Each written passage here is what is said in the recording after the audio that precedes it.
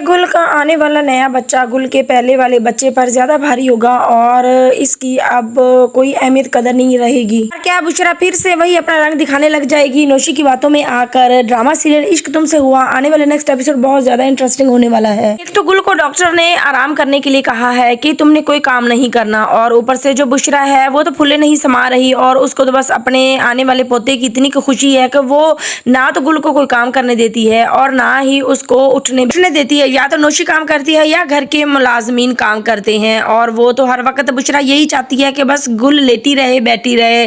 और अब आखिरकार गुल भी एक माँ है, वो पहले से ही माँ है, और जो असद उसका बेटा है वो अपनी माँ के लिए काफ़ी ज़्यादा बेचैन रहता है। गुल को ये बिल्कुल भी अच्छा नहीं लगता, और गुल को जैसे ही टाइम मिलता है, जैसे ही उसका दिल करता है, वो अपने बेटे असद को अपनी गोद में लेकर बैठ जाती है। बुशरा जैसे ही आती है बुशरा को बहुत ज़्यादा बुरा लगता है, उसको गुस्सा आता है। वो कहती है क्या तुम हर वक्त इसी बच्चे को लेकर बैठी रहती हो, जो आने वाला हमारा बच्चा है उसकी तुम्हें कोई परवाह नहीं, कोई टेंशन नहीं। तुम हर वक्त ही बैठे और बच्चे को ही पकड़ी रखती हो। तुम उस बच्चे का भी ख्याल रख लो जो हमारा आने वाला बच्चा है। तुम्हें कितनी दफ़ा समझाया है कि तुमने वजन नहीं उठाना, फिर भी तुम इस बच्चे को गोद में लेकर बैठ जाती हो, ये बड़ा है। आगे से गुल कहती है कि खाला ये रो रहा था, परेशान था, मैंने इसको उठा लिया तो क्या हो गया, आखिरकार मेरा बच्चा है, मेरा बेटा है। ऊपर से अमर भी आ जाता है और अमर को खूब बुशरा शिकायतें लगाती है कि इसके काम देख लो, इसकी हरकतें देख लो, अगर मेरे होने वाले पोते को कुछ हुआ तो मैं कभी भी गुल को माफ़ नहीं करूंगी, ये बात कान खोल कर सुन लो। और गुस्से से बुशरा वहाँ से वापस चली जाती है। अमर भी गुल को समझाता है कि अम्मी ठीक ही तो कह रही है। आगे से गुल कहती है कि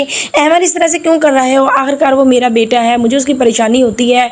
वो रोने लग जाता है, मैं उसको उठा लेती हूँ। तो आगे से अमर यही कहता है कि देखो गुल बात सुनो, तुम मेरी माँ की बातों को इस तरह से इग्नोर नहीं कर सकती, वो ठीक ही तो कह रही है कि हमारे होने वाले बच्चे का ख्याल रखो। असद बड़ा है और वैसे भी असद तुम्हारी औलाद है और ये आने वाला बच्चा मेरी औलाद और मेरा पहला बच्चा है। गुल जैसे ही अमर की ये बातें सुनती है उसको बहुत ही ज़्यादा हैरत होती है और उसके पाँव के नीचे से जैसे ज़मीन ही निकल गई कि अमर इस तरह से मेरे बच्चे के बारे में कह रहा है। अभी तो वो दुनिया में इसका बच्चा आया नहीं और अभी से ही मेरे बच्चे में फ़र्क करने लग गया है अमर। यहाँ पर गुल बेचारी बहुत ज़्यादा परेशान हो जाती है और सोचों में पड़ जाती है कि उस बच्चे के आने के बाद पता नहीं असद का क्या होगा। दूसरी तरफ दिखाया जा रहा है कि जो नोमी है गुल का भाई, वो सुरैया से लड़ झगड़ कर घर से निकला था, लेकिन आगे ट्रक की टक्कर से उसका काफ़ी ज़्यादा बुरी तरह एक्सीडेंट हो जाता है और नफीस को कॉल आती है कि नोमी ये आदमी, नोमी नाम का आपका क्या लगता है। आगे से नफीस बताता है कि ये मेरा बहनोई है और आगे लोग यही बताते हैं कि इनका एक्सीडेंट बहुत बुरी तरह से हुआ है और फलां हॉस्पिटल में एडमिट है, आप आकर पता कर लें, उनकी जान को ख़तरा है। जैसे ही सुरैया ये बात सुनती है